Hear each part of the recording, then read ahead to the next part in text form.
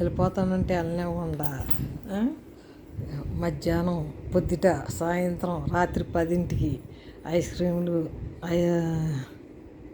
Cream నేను ఇవాళ మధ్యాహ్నం కూలింగ్ కేకు ఇవన్నీ పెట్టేసి రేపొద్దున పంపిస్తుందంటే 7ంటికి. ఇప్పుడంటే సచ్చిన పంపనంటుంది. గుడికి వెళ్ళాము, గుడికాడి నుంచి వెళ్ళిపోతానే అంటే తీసుకొచ్చి ఇవి చేసి పెడతాను, తింటాం అన్నమాట. కోడలు సుజాత కోడలు పెడతాం. చామిర్చి చెప్తాను. 2 రోజులు ఉంటాను, రోజులు ఎన్ని రోజులు మీరుతో